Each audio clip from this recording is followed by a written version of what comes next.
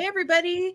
Welcome back to Three Girls, One Deck, as always. So as we start to see people come into the chat, welcome to anybody who is joining us. So today, we all thought that it might be, hi, Crazy Bunny Lady. Oh, hi, Jen. Hello, Jen. That's so Hi, Jen. Welcome. Gosh. You're late for you. Yeah. I'm so glad you're here. So again, hello, everybody. It's so great to see you all come in. Hi, Nicole. Oh, hi, Words and Wonder. Oh, you're coming in from a hotel. That's awesome. Oh, man. Well, so welcome to everyone. We decided for this particular installment to do something kind of fun. We had been sort of talking over different potential topics that we could do. And, one of the topics we had talked about was potentially doing like favorite Tarot 101 books. And that kind of morphed into, okay, for a brand new tarot reader, like let's say that somebody in our life was a brand new tarot reader. What would we recommend to them? What might we get for them as a gift? What things are kind of on our list of most useful things that a new tarot reader could have. And so, based on that, we just sort of started grabbing stuff off our shelves. And there's not going to be really any rhyme or reason to this. We have some books, we have some decks, we have some accessories. It's just a little bit of everything. And so we thought we would go around and talk about that. And I am just now realizing that we did not roll dice to see who is going to go first. Or decide how we were going to handle this, or we were going to talk about one thing at a time, or all of them, or we just were a total hot mess before we came live, and now we have no idea what we're doing. So none whatsoever. This is true winging it, three girls style.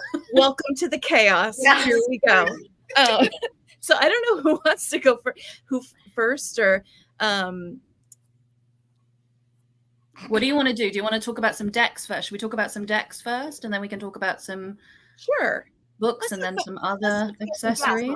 Okay, decks, and then books, and then other accessories.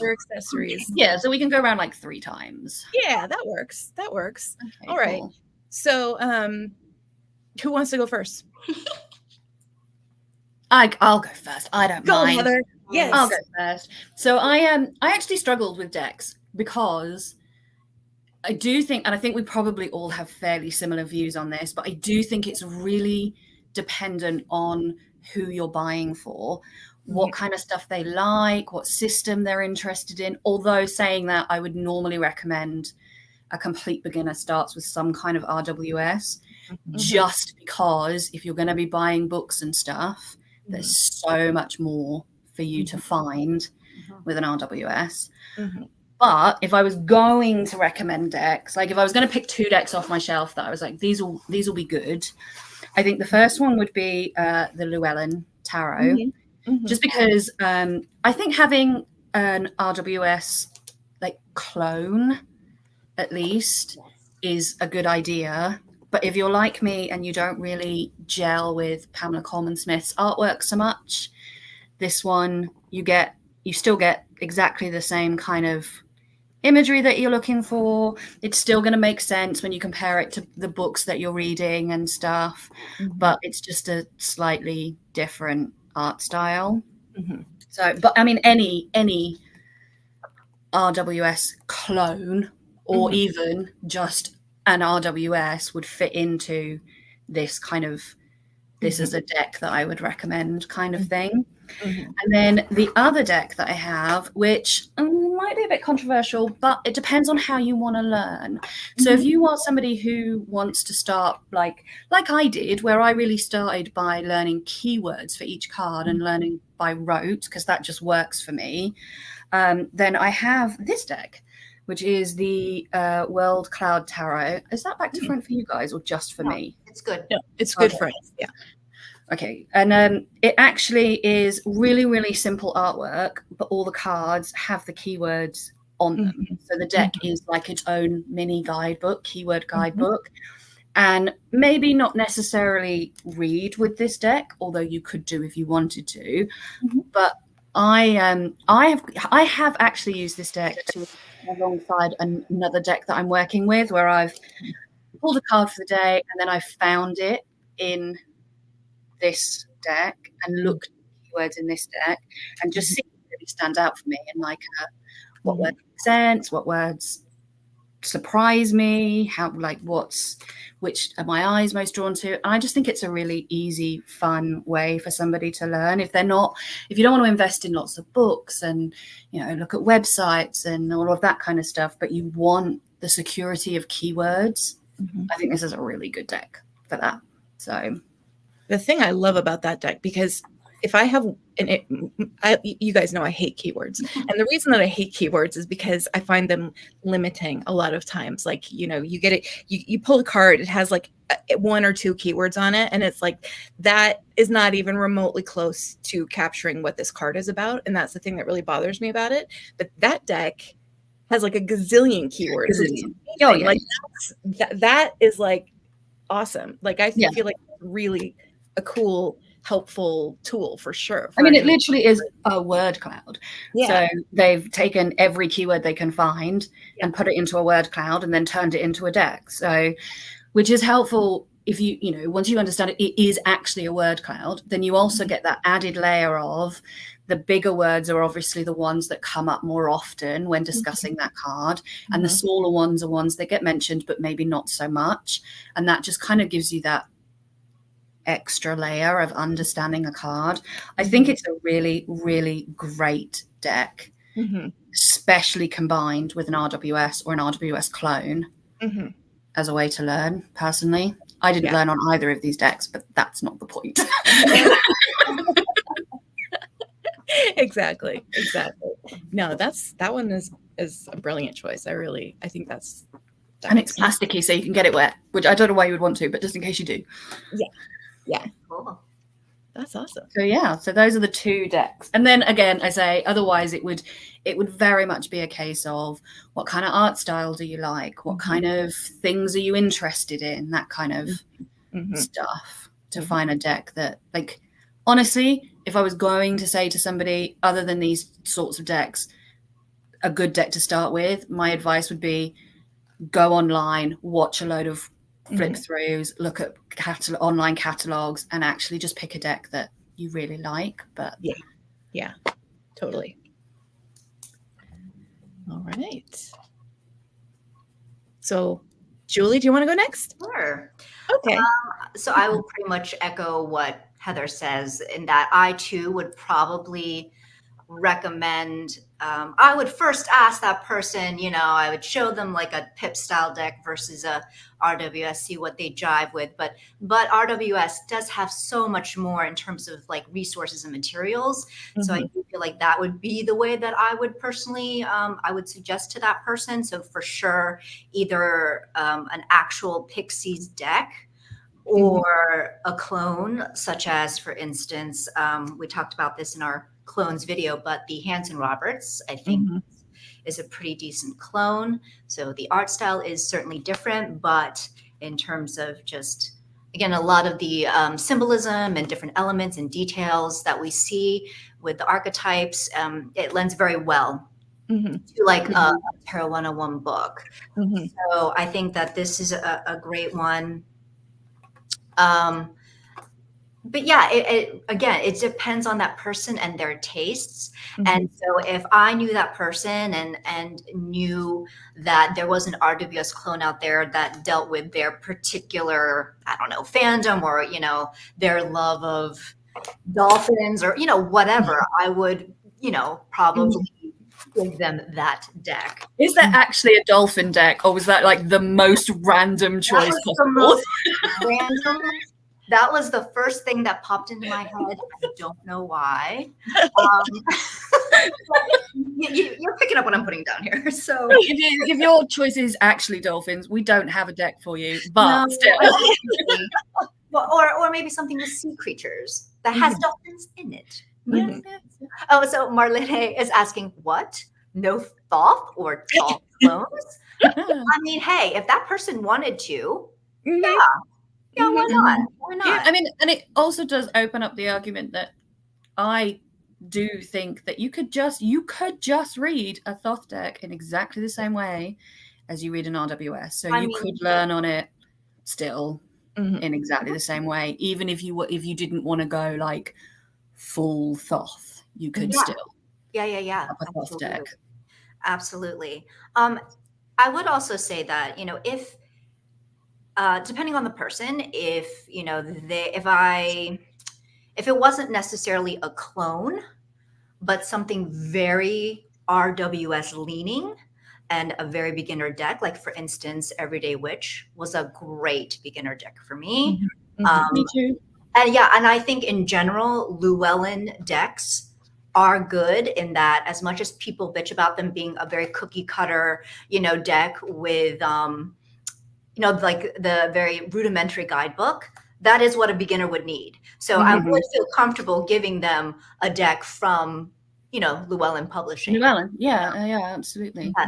So this is great. And I would also say that if I were to give somebody a deck like this, and then the Tarot 101 book that they have might not have, say, the thumbnail of like a Pixies deck, I would also then probably give them just a copy of the original, the OG RWS. So not Mhm. not that they need to use it, but that they can have a mode of comparison, Mhm. because I think that further augments learning, so they can Mhm. make the comparisons between the two. Totally. So this is a great one. And then I would say another one. So the one that I actually learned on is, some of you might already know this because I've talked about this before, is the Llewellyn, which is based off Mhm. of Welsh.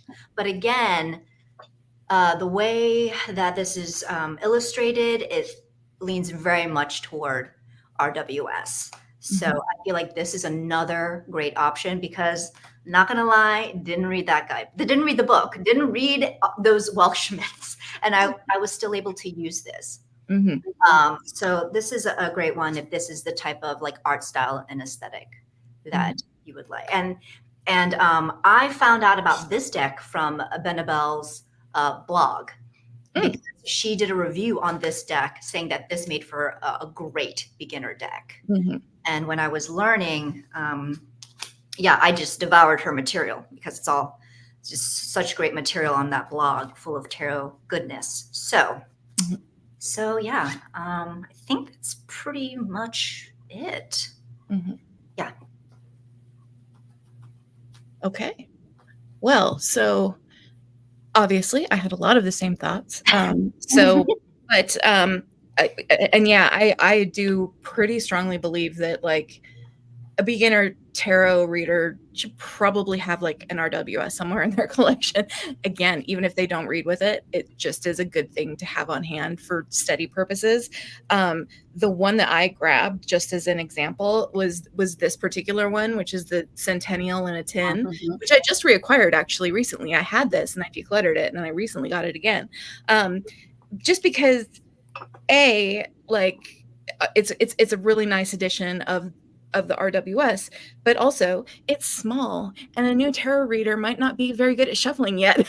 It's nice to actually have a deck that Yeah. you can shuffle. And this, I mean, this is just such a nice, beautiful addition. It's nice cardstock, even it's super durable, even though it's small and it's a little thinner than a normal tarot card.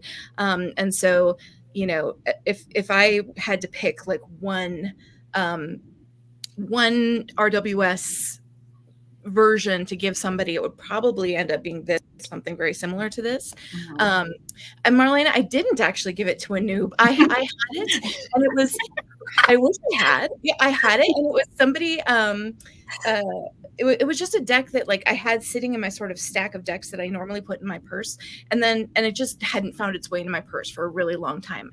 And so and part of that is also because I have a small Pam's Vintage that I was typically using if I wanted an RWS in my purse, but I'm kind of tired of the Pam's Vintage, and I do like this one, so I just decided to get a copy again. I'm actually probably going to rehome the Pam's Vintage just because I'm a little tired of the sort of sameness of the coloration in it and when you lay out a spread.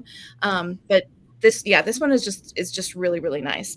And then, I was sort of thinking as well that for anybody who, if somebody really has an aversion to Pixie's art style, like what might that mean as far as what art they really do like. And so I was sort of trying to think of decks that are just sort of like a little bit more modern and fun in their overall look, even though they are also RWS clones. And one that I've found that I just got recently, actually, that I really, really like a lot is this one called the Rainbow Tarot.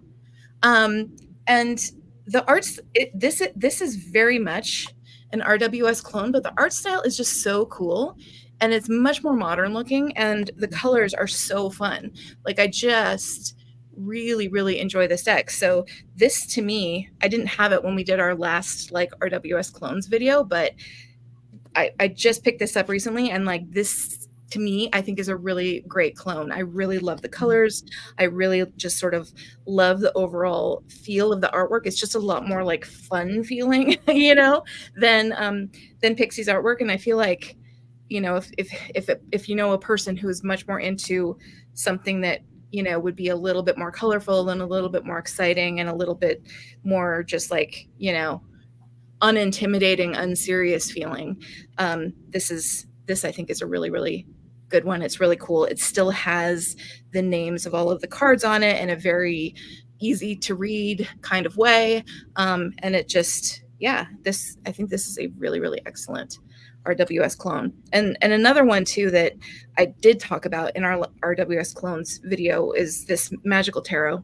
Oh yeah. The other thing I was thinking about too is like, for a beginner, you probably want decks that are mass market, because you probably don't want to spend like $60 on a tarot deck for a beginner who may or may not end up getting all into tarot.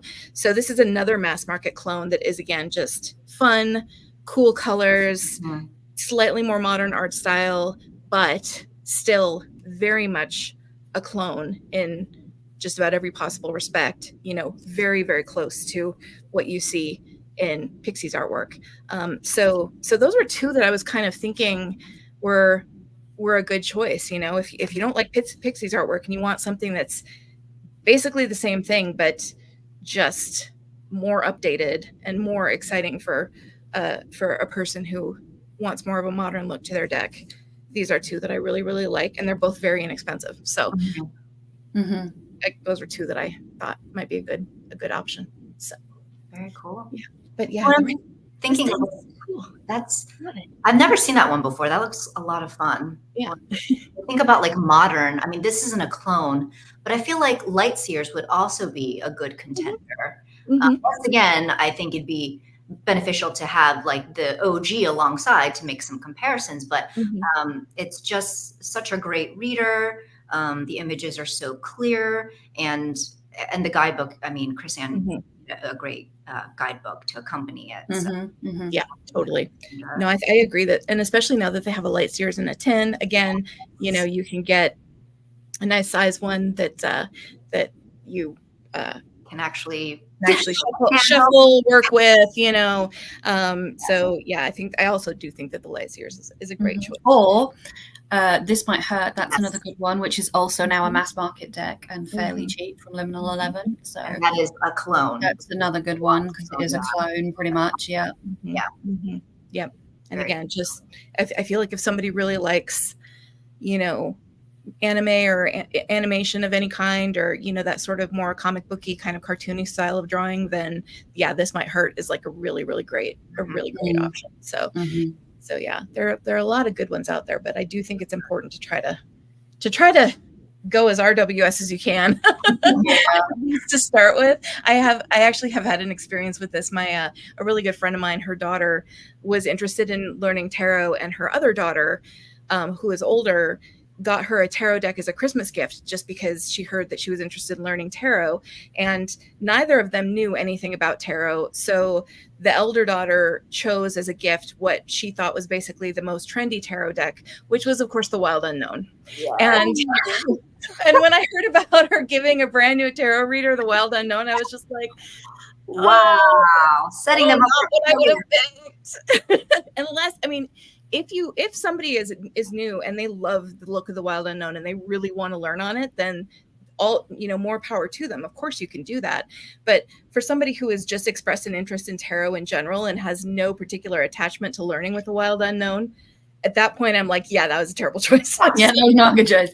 That was not a good I idea. have to agree. No. I have to agree. No.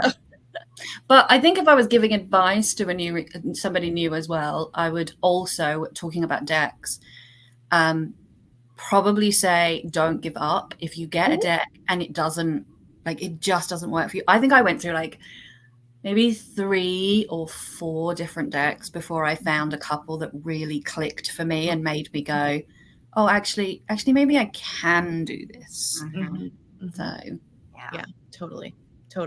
We were talking about the Robin Wood too, and I didn't pull it out, but that one is a deck that I think is a great deck for beginners, just because the guidebook that goes with it is so incredibly helpful. And for me as a new tarot reader, when I got the Robin Wood and the Robin Wood guidebook, that guidebook is so specific about all of the details in the cards that it really helped everything stick in my head. You know, like I could look at the color of somebody's belt and remember that belt color was actually relevant to the meaning of the card in some way, you know? So it was just, that's another really, really good one, I think, for beginners as well. So, but that's it for me. Sorry, I feel like I went on and on and on.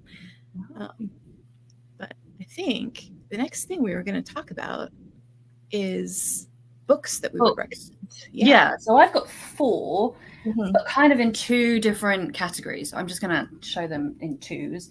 So the first books I've got are like 101 learn the tarot type books.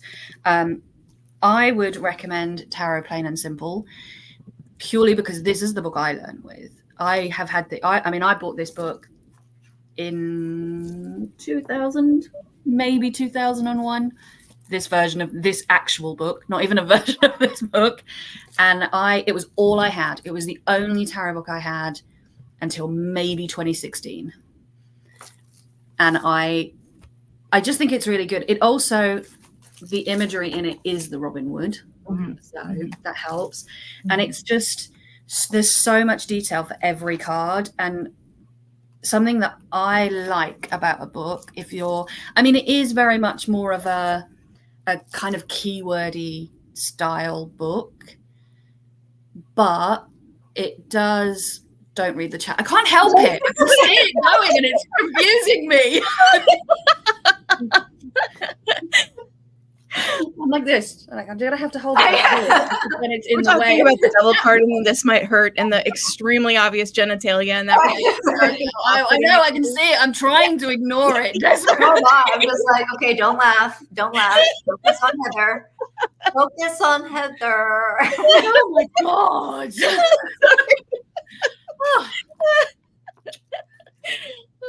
I don't know what I was talking about now. I'm so confused by goat peen. I'm so. I've totally lost track. You were just saying that has images of the Robin Wood. Oh yeah. So what I do like about it is that it gives every single card, the minors and the majors, the same amount of space. So and I think sometimes you can get books and they do tend to overly focus on the majors and then give like swords means this and 1 means this and 2 means this and 3 and I wanted more when I was first learning, because again I wanted to learn more almost by rote and really understanding each card. And I just think this is a great one for I've never read this book cover to cover, but it's a great one for actually doing a reading. And this is how I used to use it: do a reading and then pull it out and just look up the cards and what they mean and figure it out that way. So I really like that one. And then I've also got Kim Huggins Tarot 101, which takes you through exercises, which again is something I think is really, really useful. Just going through. And this one doesn't necessarily do the cards in order, because it groups them together in different ways. But I think it's a really good way of thinking about the cards differently and like maybe combining it with something like this, I think is really, really useful. But again, there are quite a few 101 books. This is just the one I happen to pull off my shelf because I've got a lot of tarot books because I like books mainly. And then the other category of books I have is like, I'm a great believer that in order to really learn something, there has to be an element of fun. Mhm. And I think the tarot in and of itself is fun. But one of the things that works for me is taking the tarot almost out of the context of divination or fortune telling or psychological readings or whatever, and just having fun with it. And Mhm. for that, I would recommend something like Tarot a Day workbook, Mhm. which has got it has got like readings you can do in it and stuff. I know you can't see that because it's like basically a white page, but it's also got, it's draw some cards and draw 3 cards and write a story about those 3 cards. Or if somebody comes to you wanting a reading about X, what spread would you design for that? It's just got random word searches. The word searches admittedly are the least useful thing in this book in terms of connecting with the tarot, but it's got it's just got some really, really good exercises in it. It's got using the cards to come up with affirmations for yourself and stuff. And it takes your brain, like I said, out of that, like, I need to learn what all the cards mean, and I need to learn how to put readings together and do all of this stuff, into how can I just play and have fun with a tarot deck, so that it becomes something that I enjoy spending my time with, even when it's difficult and I don't really understand what I'm doing with it. And the other thing I would recommend is the tarot coloring book, because you get to really, really spend some time with the cards. But again, in a way that's just kind of fun and enjoyable. And I have only colored in 1 card so far, but how I did it was and you don't have to do it like this. You can color in any colors that you want. Like, the world is your oyster. But I did get out my RWS and pull out the full, because for some reason I have to go in order, otherwise my brain breaks. And basically was copying over the colors from the full as I was coloring in, and it makes you notice things that you might not otherwise have noticed in the card. So that would be my recommendation. Get maybe a 101 book, or a couple of 101 books, and then get some books that encourage you to have fun and play with the tarot in different ways. Go ahead.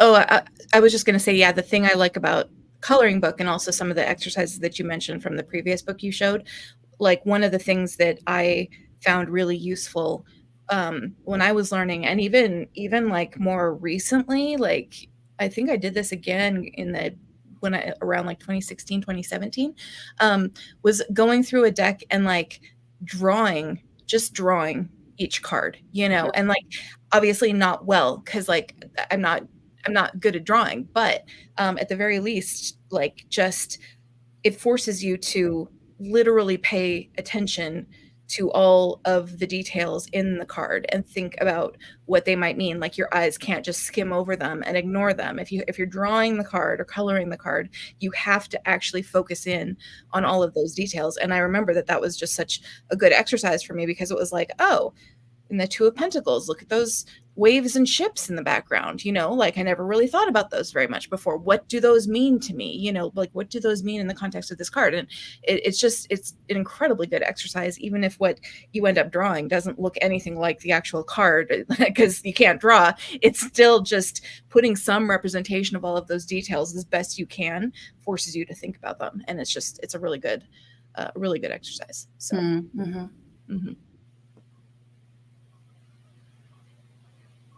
All right. Wow, dead air. That was fun. Sorry, didn't mean to like have an uncomfortable pause. No. I had nothing to add. Took the words right out of my mouth. So. I'm sorry. Okay, so I completely agree with Heather's choices, and then the one Sarah is going to show. I have a couple different ones just to prevent some overlap here. Well, so I don't have this to show, but because actually, I learned it via website, but Joan Bunning does have a Tarot 101 book. So you can either buy, sorry. Okay. Never mind. No, talk about it. Yeah, but I haven't had that book. And then, but she also has a website. So, and actually not knowing that she had a book, but I did find her website. So you could do either one or the other. It's pretty much the same information, but that is like the way that I essentially learned. That was my, I guess, very first 101 book, if you will, Joan Bunning. And then let me see here. So this is one I have talked about before on my channel. And this is Going Beyond the Little White Book by Liz Worth. And what I like about this is that it's just very accessible in terms of going through each and every card.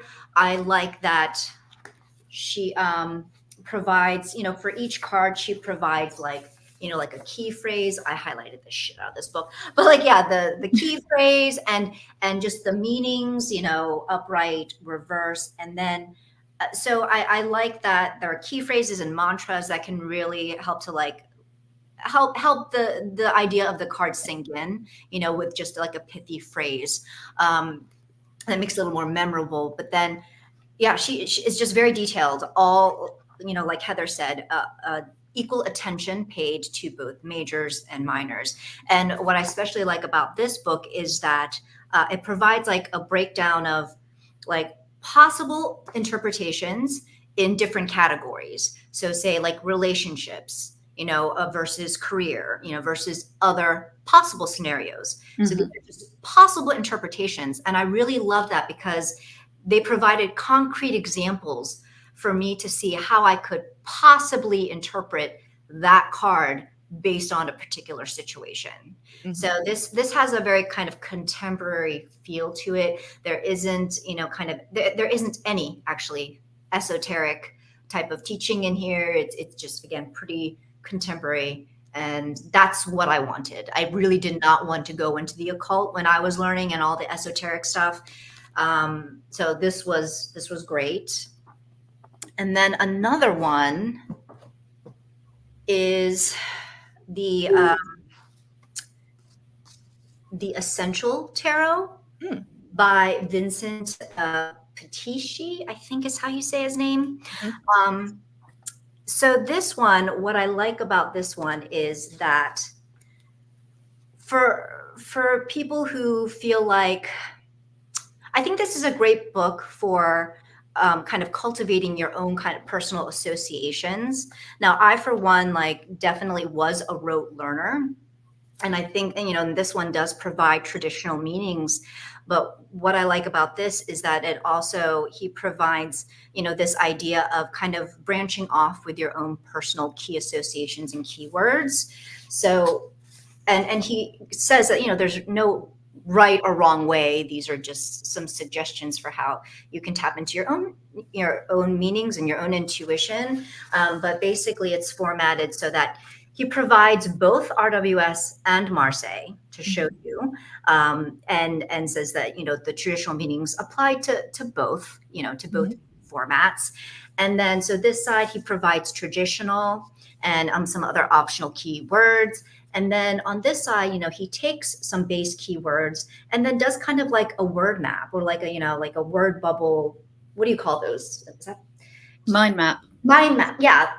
Where you're just, and this is, this is from his mind, but he's saying that you could do the very same thing to then, create your own meaning. And, these ideas that branch off aren't any less important than the base words, the base keywords. It's just a way of expanding your definition of that card. So I really liked that idea. And I think this is like a nice, simple yet direct way for people to, take that foundation and then branch off from it. So I really like that book. And I think that's it for me. Yeah, I'll just focus on those two. Okay. Julie, I totally didn't mean to steal your thunder on the whole learning the tarot thing. I was assuming you would talk about that one. I just held it up to show a visual. All good. No, I mean, it might be nice to, because I've seen maybe a little bit inside the book, but yeah. I think the book is exactly the same as the Is website, it? though, right? I think I Content-wise, feel it like it is. was, but I never owned the book to know. I just knew that. Okay. Content-wise, it is identical. And like, Okay. here's an example of a book page that you can see that I've written all over. But yeah, the thing that I really love about this book in particular is that what it gives you for each card is, again, a list of keywords and phrases. And it's like a lot, you know, like it's not just a couple, it's an entire page full of just all of the various like keywords and phrases that you can think about in terms of interpreting that card. So it gives you actually like a good spectrum of possible interpretations. There are still times that because this is like one of the main books I learned with, and there are still times that this is actually a newer copy. I had a different copy back when, and I don't know what happened to it along the way. And I actually reacquired this, like, I don't know, at the point, I guess I reacquired this probably still like 10 years ago, but but it isn't actually my original copy.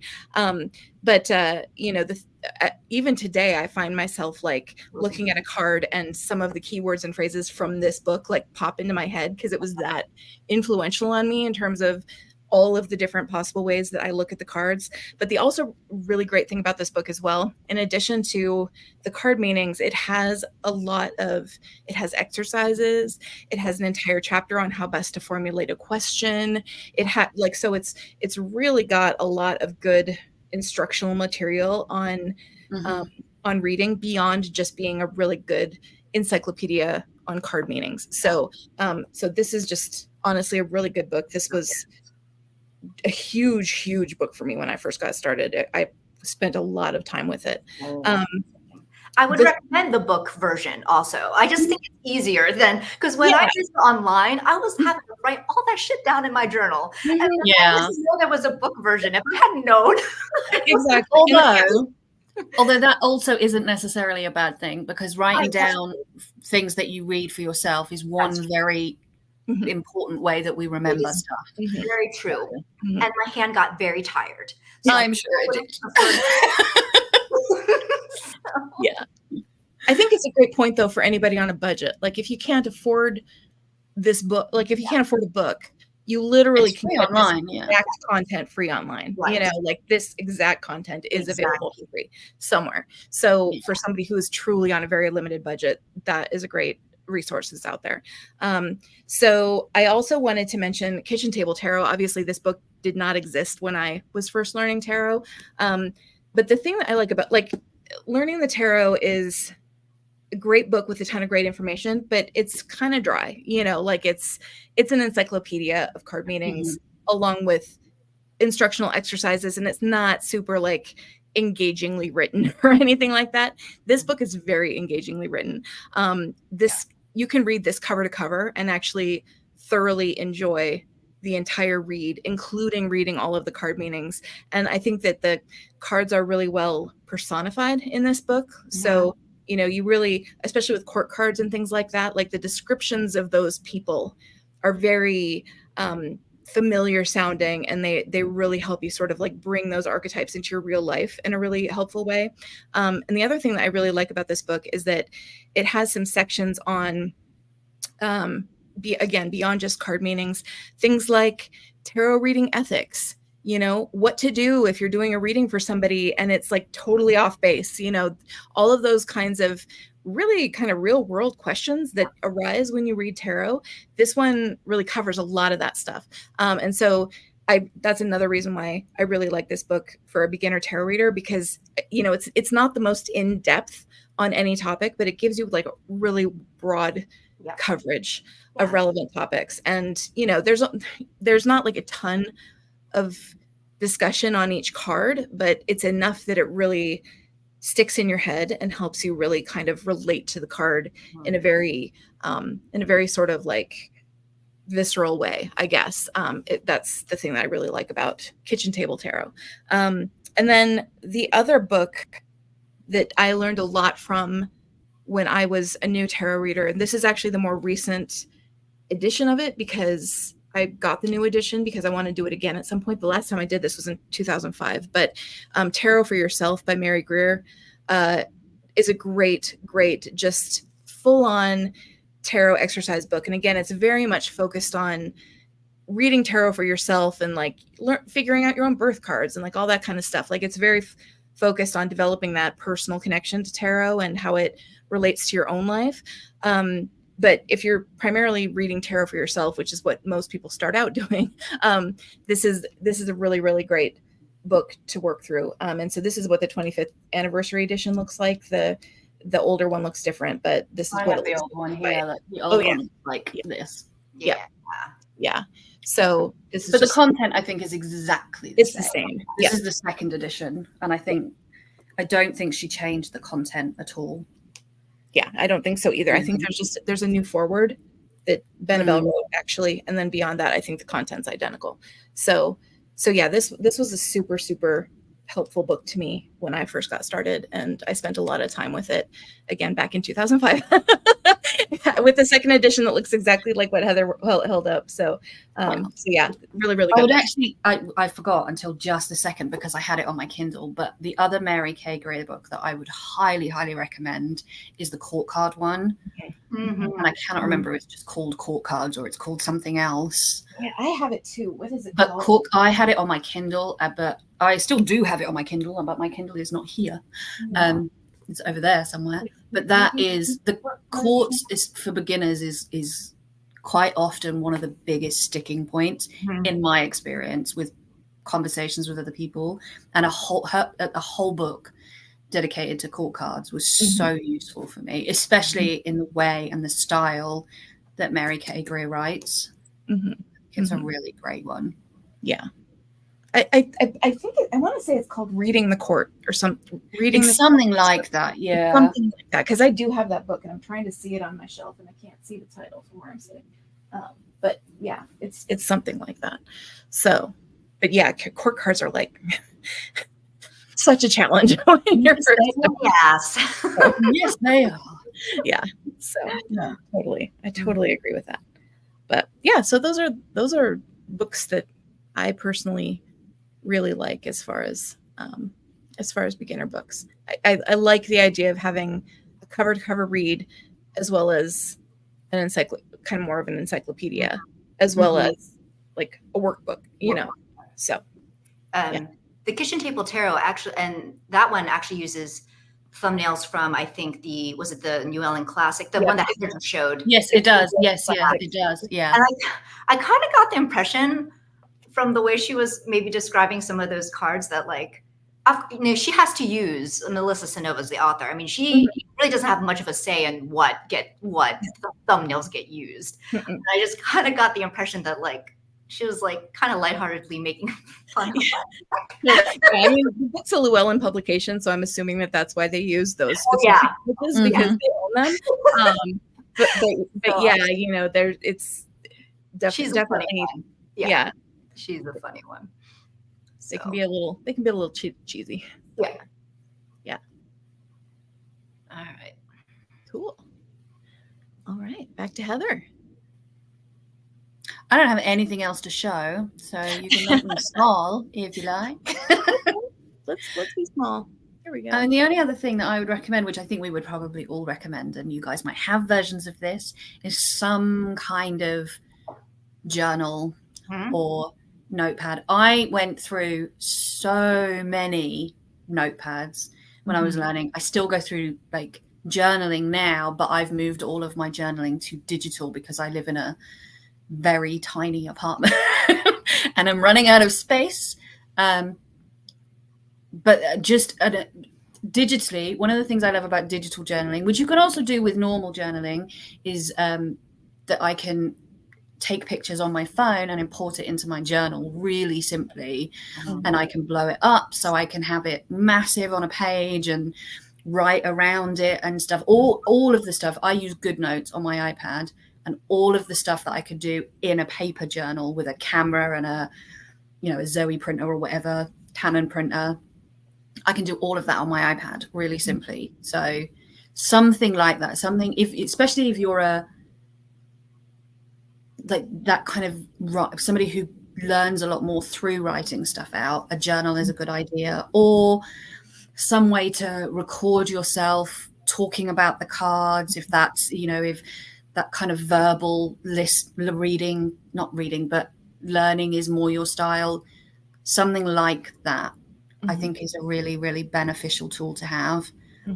And one of the things I did when I first started was I just spent 78 days, not necessarily in a row, but going through each card one at a time and just writing everything that came into my head. I wrote down all of the colors in the card. I wrote down everything that I could see in the card. I wrote down all of the words that came into my head when I looked at the card. I wrote down a moment, a time in my life that I was able to connect to a particular card. I just, I had that card out in front of me for the day when I would. So that would be the other thing I would recommend, is like really spending time with each card. Yeah, great idea. And I would even also add on, this is just my personal thing. Like, so I would start off with like journals like this, which are like very pretty. These are like the Peter Popper Press journals. I would not recommend a pretty journal.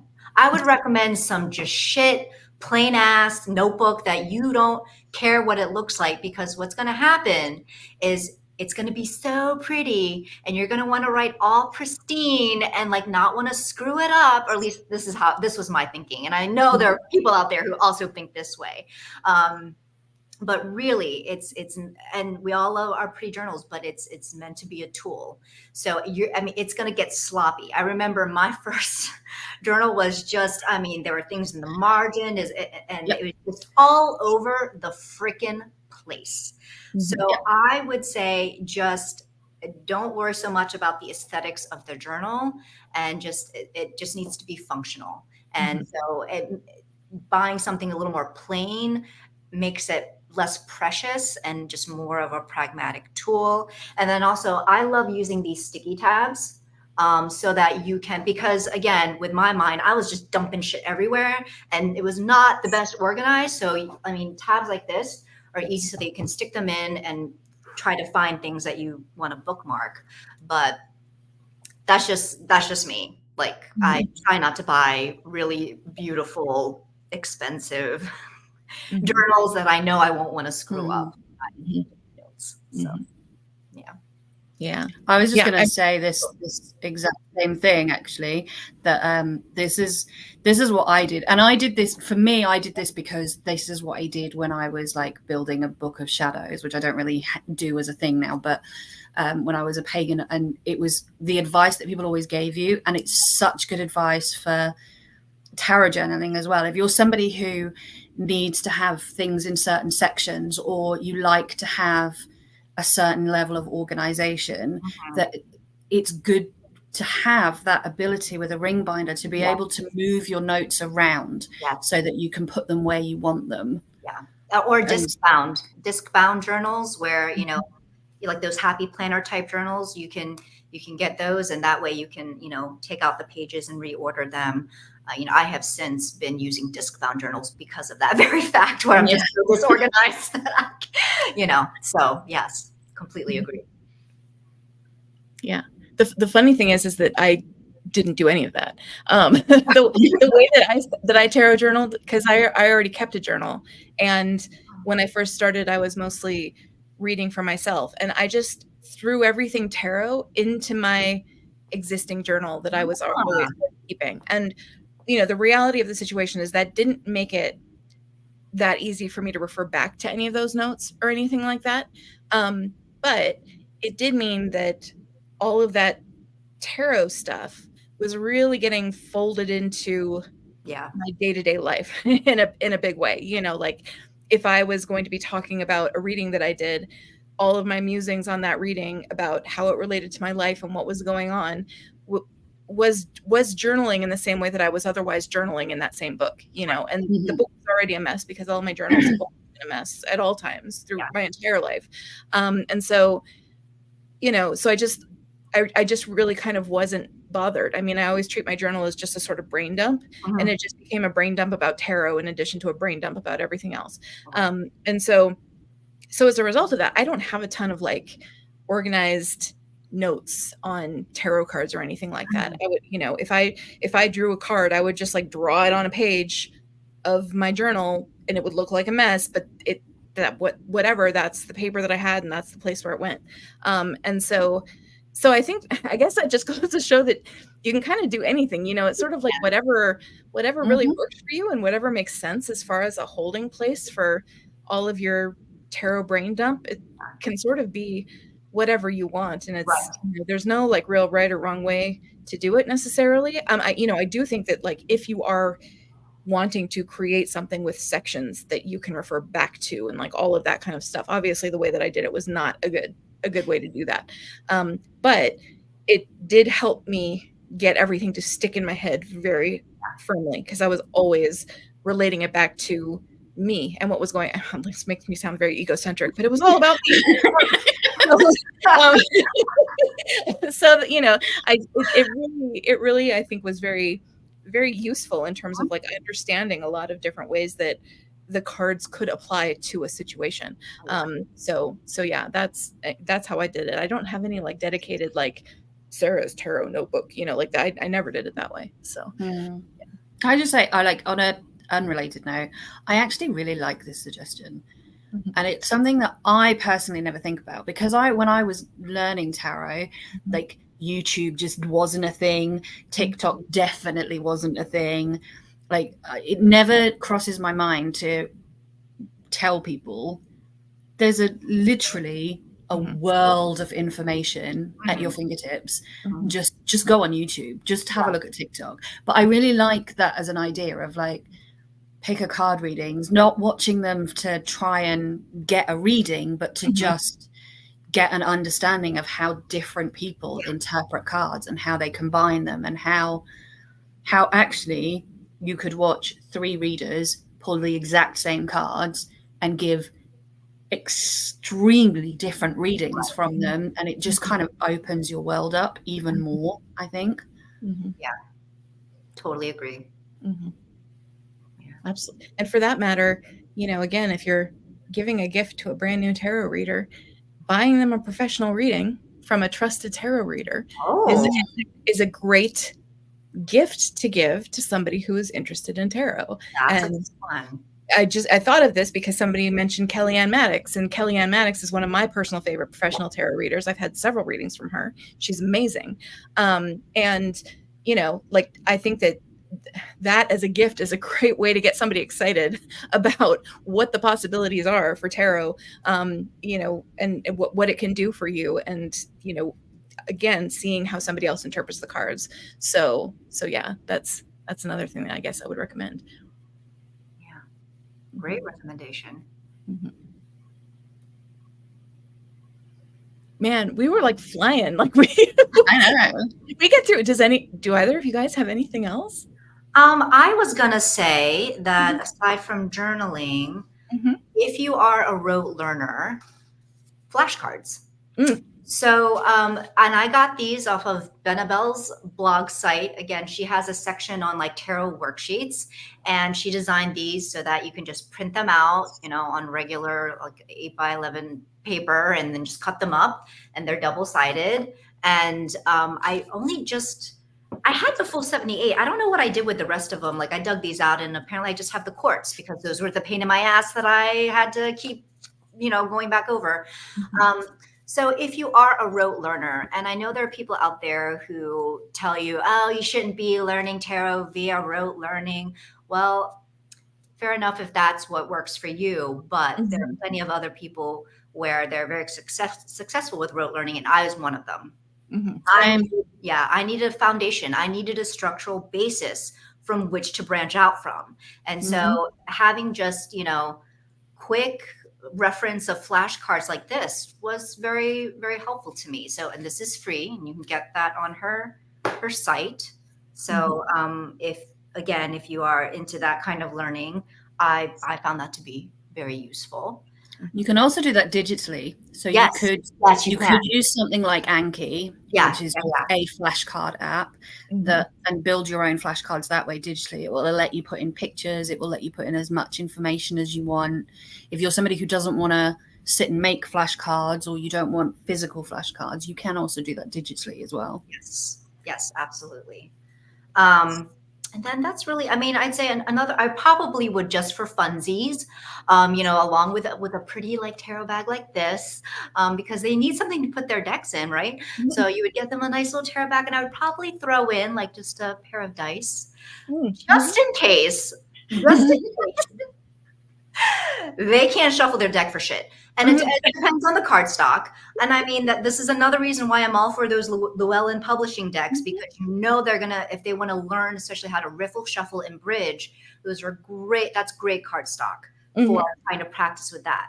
But ultimately, if they end up with like a very stiff cardstock, and they're just still practicing, I'd say dice is another way that they could choose their cards. And then, hey, if they don't want to use it for tarot, they can use it for like something else, like card games or like whatever.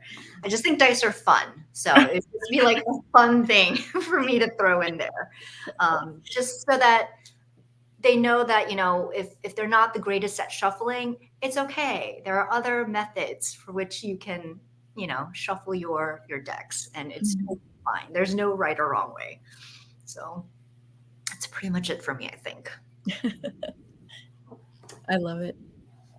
Yeah, I pretty much covered everything too. Again, I think a professional tarot reading is a great option, and yeah, a journal, obviously, however they want to do that.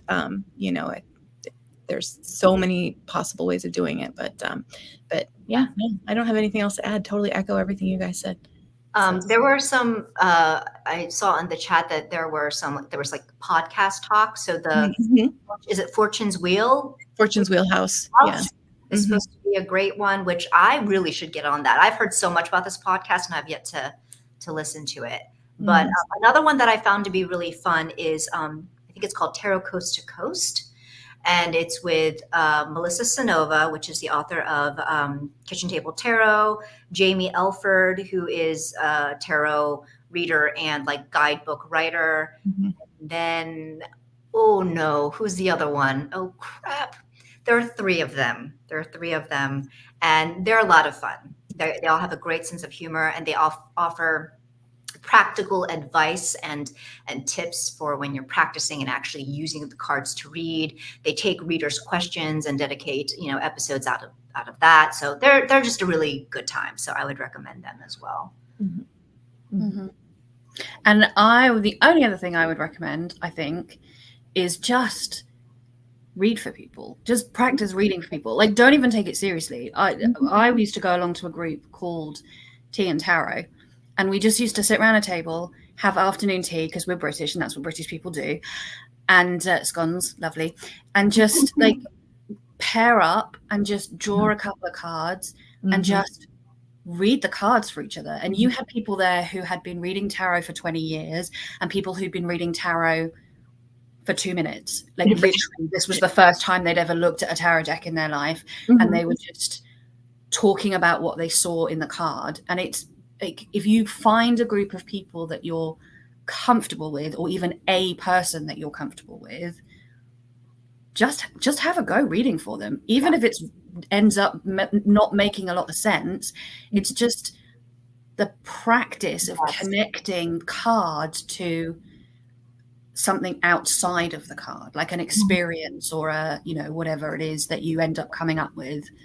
I completely agree. Practice. I've heard, a time or two where the idea of overusing the tarot for, so many questions kind of, I don't know, dilutes it and it makes it less magical and precious. And I personally don't have that viewpoint on tarot. I view it as me neither. tool. Heather and I are making faces. Huh? Sorry. Heather and I are like. I agree. I personally view it as a more, practical tool. So I'm not going to wear it out by asking any number of questions. So for my part, it's like whenever I have the opportunity to use tarot, you want to make it fun. So no question is off the table. Like, you know, even the mundane questions of like, oh, should I just call in sick from work today? Mhm. Pull out my deck. You know, like even little questions like that. Like it's all about practice. Yeah. Practice, Or practice. read for your favorite characters in a book, or your favorite characters in a film or a TV show, or pick a scenario in a TV show that you're watching and pull your cards for advice on what you would do in that situation. Like the more you use them, the more comfortable you become with them, and the easier and easier it becomes to read them.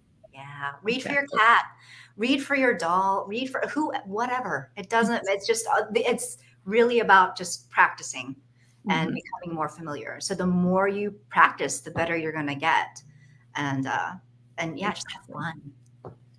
And for a new tarot reader, especially, like if you sort of shroud tarot in this like aura of it needs to be a super special thing that's only for super special occasions, and like that's a great way to like never touch your cards again. You know, like that's just not, you know, that's not a good attitude to have towards it. Like if you're learning, you got to use it. It's a tool, you know, and it's again, and it's not a tool that wears out. It's a tool. So and while it can be very serious, of course, it's really not that serious. It is like you do. Mainly, we're all doing it because we enjoy it and it's fun. Like if you make it too, oh, you can only read for super special occasions and you shouldn't play around. It's like, okay, well, no, I don't want to use it at all. Yeah. Don't should all over yourself. Just don't do that. You know, should remain, just leave that alone and do what feels great. And, you know, just read a lot, practice a lot.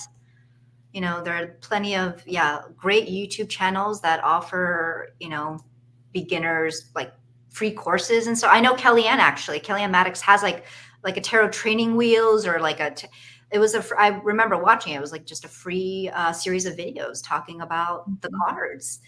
You can find so much information.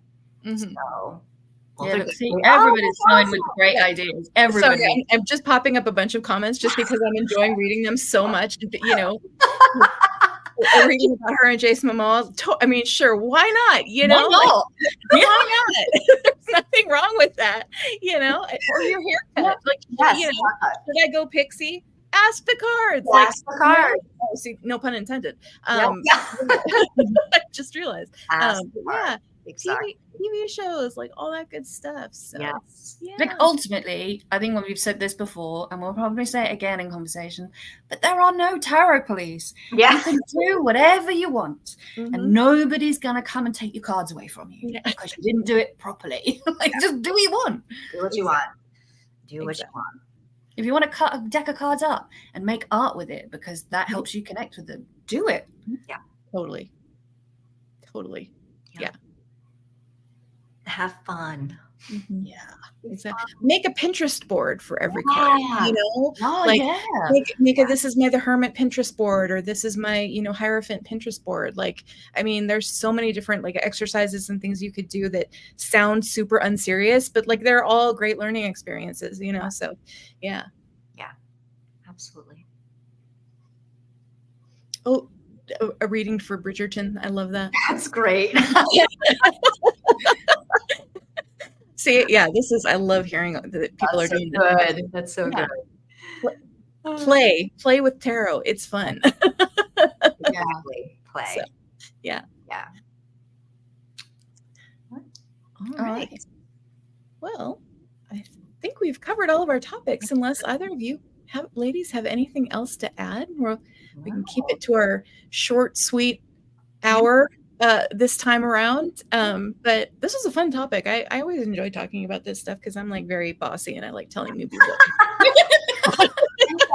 I do think that we provide a lot of great examples, but it just goes to show that you don't need a whole lot to learn tarot. You really don't need all that much. Like you don't need to be buying all the things. There are free resources available online. You know, you just need a deck and you know some Yeah. And you don't even technically need to buy a deck, because there are websites that have That's true. free versions of Mhm. the RWS that you can just print off and cut out. Mhm. If you're just Mhm. learning and you don't want to invest money in a deck, you don't even have to do that. That's true. Mhm. There's so many ways. Yeah, you can go around if you are conscious about budget. There are just different DIYs you can do and different hacks. And yeah, it really doesn't need to hit the library. That's a great Yeah. idea. That's a great Totally. idea. Totally. Yeah. Yeah. No, that's so true. So yeah. And there's all kinds of apps and things, with different decks you can look at, and there's tons of stuff out there. Mm-hmm. So, all right, cool. Okay, well, I think that's it for today. As far as what we have upcoming next, 2 weeks from today, we will be doing our rescheduled Three Girls, One Book. That will be on Heather's channel. And again, we'll be talking about Nettle and Bone. So that is going to be Saturday the 15th. And we're super excited about that. That's going to be fun because I think we all really, really enjoyed that book. And then our next Three Girls, One Deck live will be Saturday the 13th of July, and that will be on Julie's channel. So same time, normal time, but on Julie's channel on the 13th. So 2 weeks till our next one, and then I think 3 weeks after that will be the next live. So next regular live. So that's pretty much it. Unless anybody has anything else you want to add. It's been super fun, everybody. Thank you so much for joining us and being part of it, and all the great, funny, awesome comments. It's been great. So, all right. Well, I'm gonna pop up our little outro thingy. Woohoo! Thanks so much, everybody. Have Bye. a great weekend. Bye.